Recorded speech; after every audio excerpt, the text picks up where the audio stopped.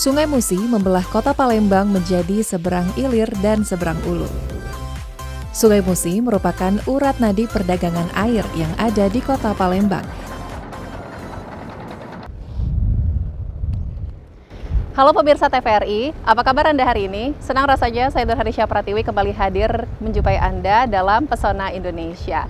Di episode kali ini kita akan eksplor di sekitaran Sungai Musi karena Sungai Musi ini tidak hanya terkenal karena keindahan, namun juga ada cerita dan ada yang menarik di dasar Sungai Musi. Sekarang saya sedang berada di tengah-tengah Sungai Musi dan angin di sini cukup kencang bertiup sehingga membuat sensasi naik perahu ketek ini jadi luar biasa. Bagaimana keseruan saya di perjalanan kali ini? Kita akan memburu harta karun di Sungai Musi. Ikuti saya dalam Pesona Indonesia, Wonderful Indonesia.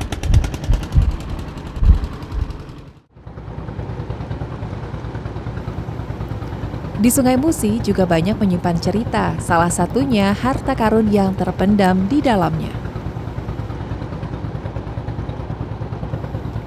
Salah satu benda yang telah ditemukan di aliran Sungai Musi yaitu patung Buddha yang terbuat dari emas yang nilai jualnya miliaran rupiah.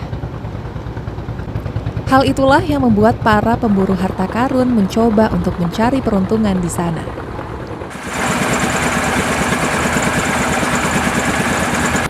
Kondisi di atas Sungai Musi di mana airnya sedang pasang dan juga angin bertiup cukup kencang, jadi perahu ini akan sedikit bergoyang. Tapi itulah sensasi berada di atas Sungai Musi. Kali ini saya sedang berada di tengah-tengah lokasi para penyelam untuk mengambil harta karun. Di sebelah sana kita bisa melihat dan kita akan lihat dari dekat bagaimana proses pengambilannya.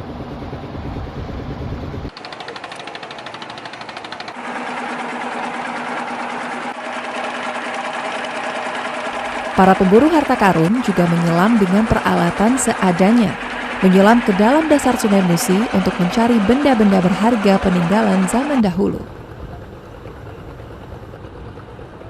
Para penyelam mencari harta karun di dalam Sungai Musi dan menyelam selama lebih kurang 2 jam lamanya. Para penyelam harta karun bisa menyelam 2-3 kali di dalam dasar sungai, tergantung dengan fisik tubuh mereka. Kadangkala para penyelam tidak menemukan barang-barang yang mereka cari. Para penyelam di dasar Sungai Musi mengarahkan alat penyedot di dasar sungai sambil mencari benda-benda yang mereka temukan karena di dalam dasar sungai penglihatan terasa sangat gelap. Kira-kira perlengkapan yang dibutuhkan untuk menyelam dasar sungai itu apa aja? Ini kan, baju rantai ini untuk pemerannya kan, supaya kita tidak kanyut oleh banyu ini kan. Oke, dan biasanya untuk selangnya sendiri ada yang jagain gitu ya Mas? Oh, kalau selang ini dijaga oleh karena kan kita kan pasti kan kode kan. Jadi kan yang latih biasa itu kan tahu kode kita kan, mati ke mesin atau ngeci ke mesin kan. Nah, untuk kendala yang dirasakan sendiri nih oleh Mas Inggar di bawah aliran Sungai Musi ini seperti apa Mas? Yang pastinya deras, dalam kan, gelap. Itulah kalau misalnya kita tidak hati-hati kan, segala macamnya itu pasti ada penyakitnya di bawah itu kan. Ya ibaratnya luka-luka atau kan misalnya kita kena beling, kena paku kan. Itulah.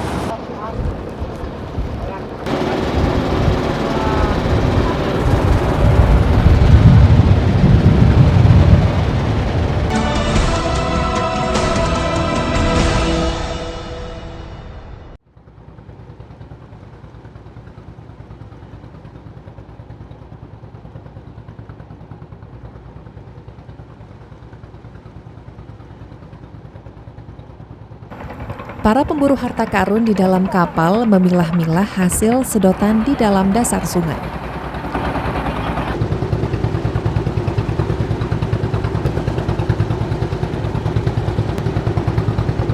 Mereka membuang batu-batu dari hasil sedotan dasar sungai dan membiarkan pasir hasil sedotan.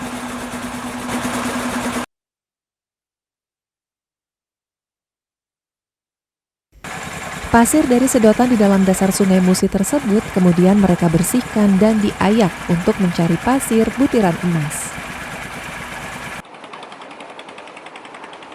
Butiran pasir emas yang mereka dapatkan itu kemudian mereka masukkan ke dalam air raksa yang telah mereka siapkan. Hal itu untuk membedakan apakah itu emas atau bukan.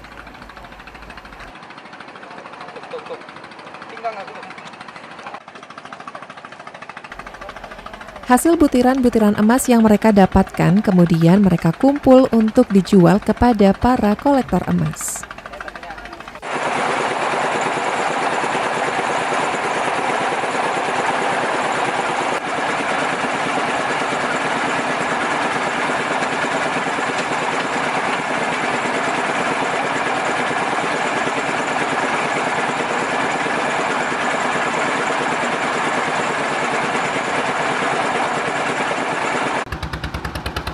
Meskipun kadangkala di dalam memburu harta karun di Sungai Musi tidak membuahkan hasil yang memuaskan, namun untuk bertahan hidup tetap mereka lakukan. Halo Pak Yudi, apa kabar Pak? Baik.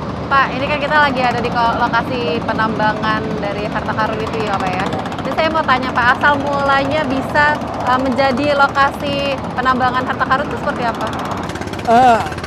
Sebenarnya ini bukan penambangan ya. Kalau emas-emas yang ada juga memang sudah bawaan dari pasir dari Sungai Musi. Nah, mereka yang melakukan aktivitas pencarian ini rata-rata memang tinggal di daerah perairan Sungai Musi. Yang dulunya mereka ini memang dari dulu turun-temurun mencari aktivitas. Di sini ada namanya besi-besi bekas ya. Ada balok-balok kayu. Dari tahun 80-an 90-an aktivitas itu sudah terjadi. Nah, suatu saat mereka ini ketemu ada benda yang diduga itu peninggalan dari zaman kerajaan-kerajaan dulu. Lambat laun mereka juga ketemu dengan peminat atau kolektor. Akhirnya dari mulut ke mulut mereka mencarilah aktivitas itu. Tapi Sungai Musi ini kan panjang.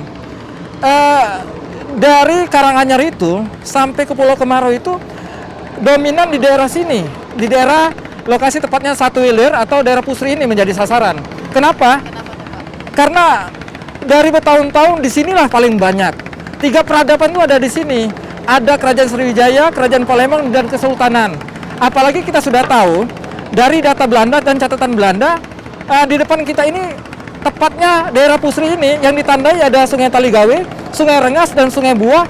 Itu menjadi lokasi istananya Kuto Gawang, kota Palembang pertama.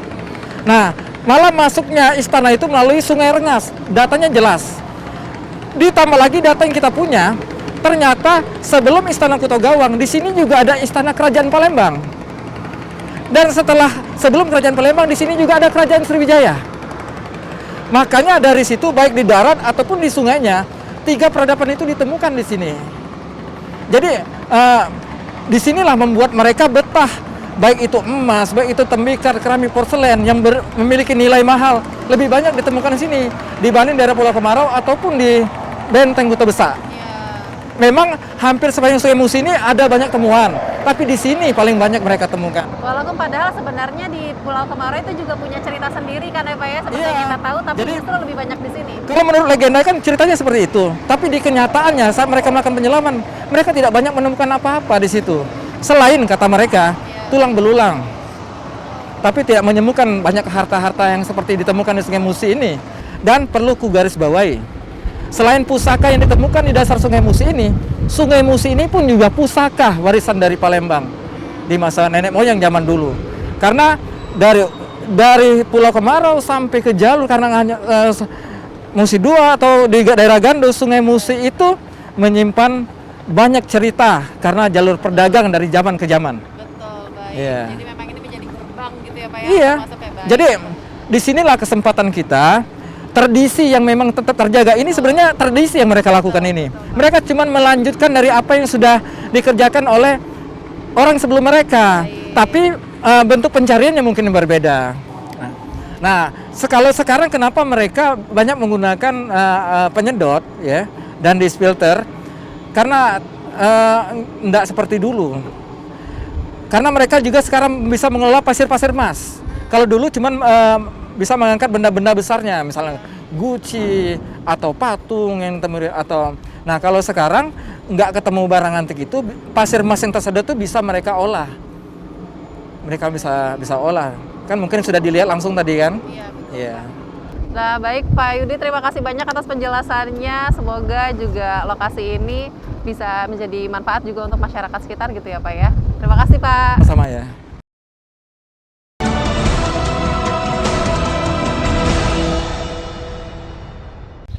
Pemirsa, tadi kita sudah melihat proses pengambilan barang antik dari dasar Sungai Musi yang dilakukan oleh para penyelam. Saat ini saya sedang menuju ke rumah Bapak Faisal selaku kolektor dan juga pembeli barang antik dari penyelam tersebut. Ikuti saya.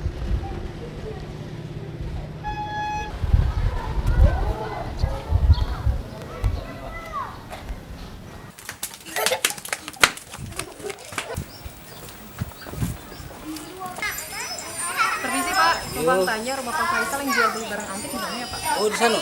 Oh di sana, jalan satu ya Pak? Jalan sini. Baik, terima kasih, Pak. Assalamualaikum. Assalamualaikum. Waalaikumsalam. Permisi Pak, Pak Faisal ya? Ya, betul. Wah, Ya, silakan akhirnya masuk. saya ketemu rumahnya nih Pak. Masuk ke dalam. Baik, terima kasih Pak Faisal.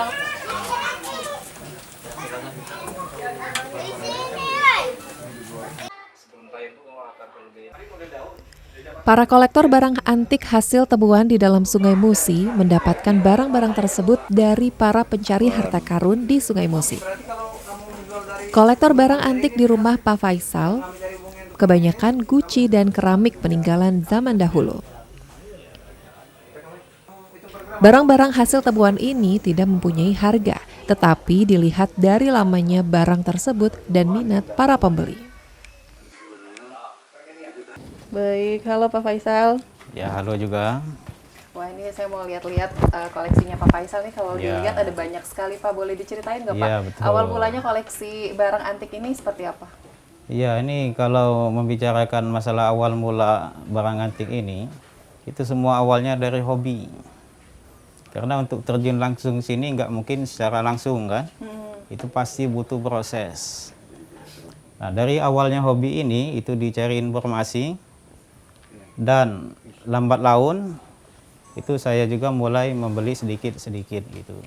Oh, baik. Iya. Jadi memang koleksinya itu hasil dari pembelian seperti itu ya, Ya, Pak, ya? betul gitu. Ini kalau misalnya bisa dilihat koleksi ini sebenarnya pada saat pembelian itu ini diperolehnya dari mana Pak? Ini semuanya dapat dari penyelam Sungai Musi. Itu ada para penyelam beberapa orang kan atau tim, dan mereka yang tugasnya memang menyelam mencari. Tugas mereka juga sebenarnya bukan mencari keramik langsung, karena kan kita tahu di dasar Sungai Musi itu sifatnya tidak bisa dilihat kan, jadi meraba. Nah, jadi apa yang mereka dapat itu diangkat ke atas itu. Kalau misalnya dilihat dari koleksi ini sebenarnya ini barang-barang dari masa di mana gitu Pak? Apakah dari masa Sriwijaya atau seperti apa? Khusus mengenai keramik, ini Cina kan, itu banyak sekali dia dinastinya. Yang paling tua itu setahu saya dinasti Han. Oh, seperti itu. Dan penemuannya itu sangat-sangat sulit sekali. Nah, setelah Han itu ada juga yang namanya dinasti Tang. Nah, kebetulan saya punya contohnya. Nah, ini kalau kami sebutnya dengan buli-buli. Buli-buli. Ya, bisa jadi ini untuk wadah bumbu dapur atau sejenisnya yang kita tidak tahu. Ini dapatnya dari Sungai Musi dan kondisinya masih sangat bagus. Bagus, ya Pak, masih sempurna. Ya, ini dinasti Tang. Dinasti Tang ini itu mulanya awal abad ke-7 sampai abad ke-9 kalau nggak salah itu. Wah, luar biasa. Ya, gitu. Kalau misalnya dilihat ini kan tadi Bapak dari hasil pembelian seperti itu ya, Iya, Pak, ya? betul. Kalau barang yang terbaru yang Bapak beli itu ada di antara barang-barang ini nggak Pak? Kalau barang terbaru ini sebenarnya belum lama semua kan. Ya, nah salah satunya ini juga. Nah, ini masih jenisnya buli-buli juga. Buli-buli juga. Dinastinya dinasti Yuan, dinasti yang sangat-sangat singkat. Dari seluruh dinasti yang saya tahu itu hanya dinasti Yuan yang periodenya sangat singkat. Dan ini termasuk lumayan langka juga untuk kelas ini. Masih jenis Ya, buli-buli juga ya. ya. Selain itu ada apa lagi nih Pak? Yang terbarunya? Yang terbarunya ini keramik sama juga. Nah, ada lagi. Kebetulan kemarin itu ada teman yang datang sini. Dia bawa emas. Wah. Ya. Nah, ini salah satunya. Ya, ini bentuknya anting-anting. Oh, anting-anting. Nah, ini emas. Ini motifnya seperti kepala Buddha. Oh iya, kalau dilihat dari dekat. Ya, itu beratnya sekitar 4 gram lebih. 4 gram lebih. Ya, ini salah satunya. Nah, ada juga yang saya dapat mungkin sekitar 1 bulan lah yang lalu. Itu ada cincin, ukurannya lumayan besar juga. Nah ini, Wah. ya. Nah ini, Oh, ada batunya juga ya, Pak? ya dia besar tapi beratnya agak kecil, ringan, hanya 3,5 gram. Ini masih batu alami, Iya, Pak. batunya lumayan kelas. Ada yang nyebutnya ini batu safir, ada juga yang nyebutnya batu ruby. Kedua-duanya adalah batu yang bagus, Bagus ya, Pak. itu ya ini. Koleksinya kan banyak sekali. Apakah Iya, Bapak betul. juga menjual barang-barang antik ini atau hanya untuk koleksi pribadi, Pak? Ya untuk saat ini kalau memang ada orang yang suka atau mau beli ya dengan senang hati, itu dijual juga. Biasanya pembelinya dari mana nih, Pak? Mayoritas. Kalau mengenai pembeli itu ada juga banyak yang datang ke sini langsung. Ada juga saya jual melalui online. Oh, online juga, Iya Pak. itu. Via WhatsApp seperti itu ya, Pak ya? Atau, Iya, iya. Oh, oke. Nah, untuk omsetnya sendiri, Pak, kira-kira sebenarnya per bulan itu bisa mencapai berapa? Kalau masalah omset itu minimal 5 jutaan itu masih lebih itu. Wah. Minimal itu. Jadi memang ternyata peminatnya juga masih cukup banyak seperti Ya, itu ya, Pak ya? kalau antik ini dia banyak, bisa juga sampai internasional. Kenapa saya sebutkan internasional? Sudah ada beberapa kali para arkeolog, baik internasional maupun nasional, datang ke sini untuk meneliti juga kan. Ya. Baik. Jadi memang koleksinya sangat banyak sekali, jadi tidak menutup kemungkinan juga untuk para pembeli mungkin yang Iya, berminat juga iya, untuk mengoleksi itu. seperti itu ya, Pak. Ya. Baik, terima kasih Pak Faisal. Ya. Ini luar biasa sekali nih, akhirnya saya Sama-sama. bisa melihat koleksi-koleksi barang antik dari Ya, Pak Faisal sendiri. sama-sama.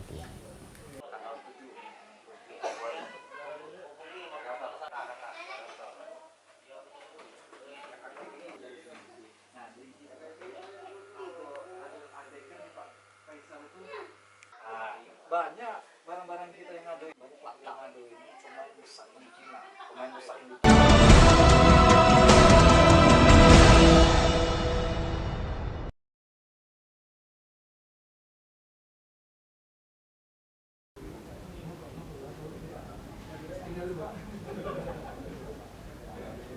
Assalamualaikum. Waalaikumsalam ya, silakan masuk, Pak. Halo, Mas. Wah, ini koleksi emasnya nih, Mas ya? Iya, jadi di sini ada beberapa koleksi emas yang hasil penyelaman yang kita lihat di Sungai Musi. Jadi di sini ada banyak seperti ini kalau ini kalung. Jadi ini kalung emas zaman dulu. Motifnya masih primitif. Jadi ini kemungkinan berasal dari Kerajaan Sriwijaya. Di sini ada salah satu contoh dari penemuan cincin emas dari zaman Kerajaan Sriwijaya. Tapi di sini kita lihat batu ini namanya batu karnelian.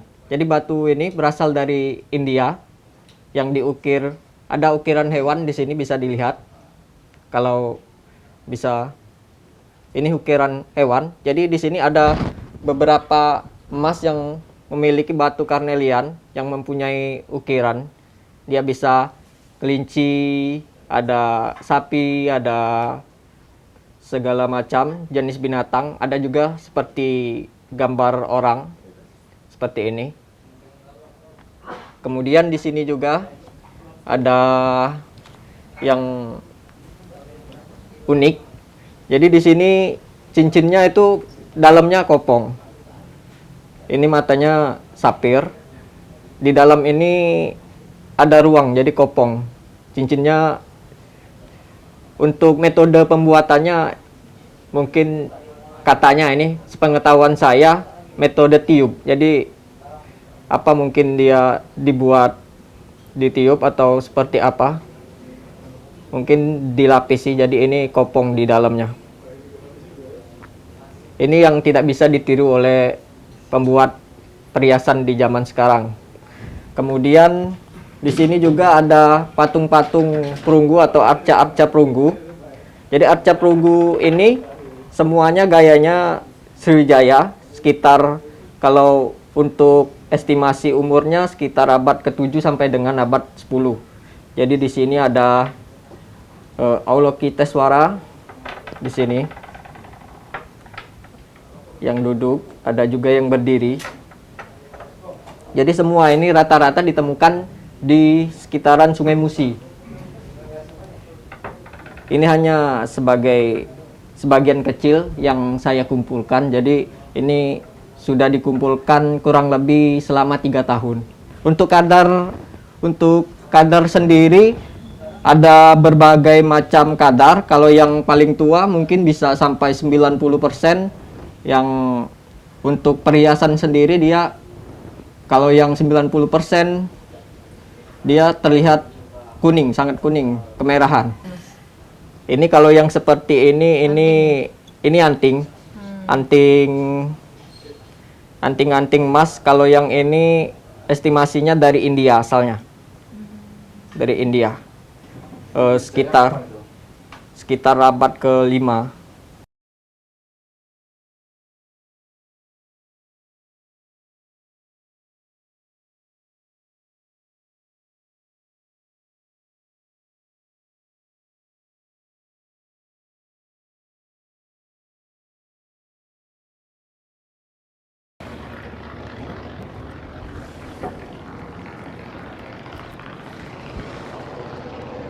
Pemirsa, hari sudah semakin sore, itu juga menjadi tanda berakhirnya perjalanan saya di episode kali ini, yaitu berburu harta karun di Sungai Musi. Akhir kata saya mewakili seluruh kerabat kerja yang bertugas, pamit undur diri. Terima kasih atas kebersamaan Anda. Terus saksikan Pesona Indonesia, Wonderful Indonesia, hanya di TVRI, Media Pemersatu Bangsa. Sampai jumpa.